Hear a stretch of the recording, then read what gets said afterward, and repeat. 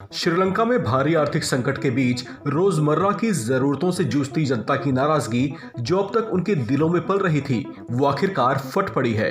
श्रीलंका की सड़कों पर लोगों का उबाल ऐसा देखा गया कि उसका असर राष्ट्रपति भवन के बाहर भी महसूस हुआ।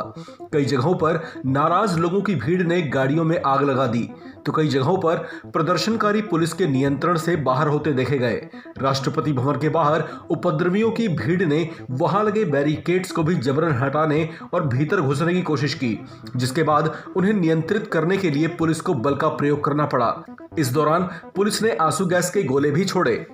देश में इस तरह के बिगड़ते हालात को देखते हुए वहां 36 घंटे का आपातकाल घोषित कर दिया गया था। इसके साथ ही वहां पर व्हाट्सएप, ट्विटर, यूट्यूब और फेसबुक जैसी सोशल साइट्स को भी बैन कर दिया गया था।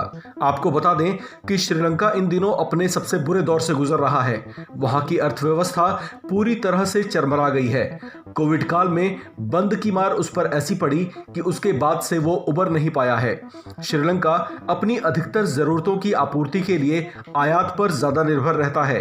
अर्थव्यवस्था के चरमरा जाने की वजह से उसका विदेशी मुद्रा भंडारण भी धीरे धीरे खत्म हो रहा है, जिसका असर उसके आयात पर पड़ा।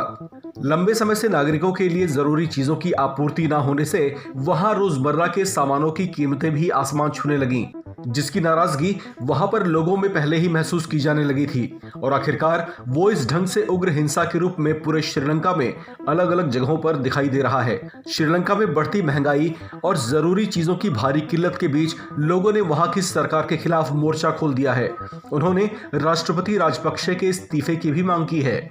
श्रीलंकाई मीडिया की माने तो इस वक्त श्रीलंका पर 51 अरब डॉलर का भारी कर्ज है, जबकि विदेशी मुद्रा भंडारण महज 2.31 अरब डॉलर ही बचा है।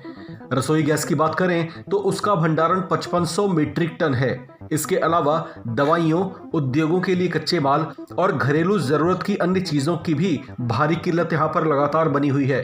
प्राइवेट सेक्टर्स में नौकरी करने वाले बहुत से लोग अपना रोजगार गंवा बैठे हैं। ऐसे में वहां की जनता के बीच सरकार को लेकर गहरा असंतोष देखा जा रहा है। इस खबर में फिलहाल इतना ही। बाकी खबरों के लिए बने रहिए वन इंडिया हिंदी के साथ।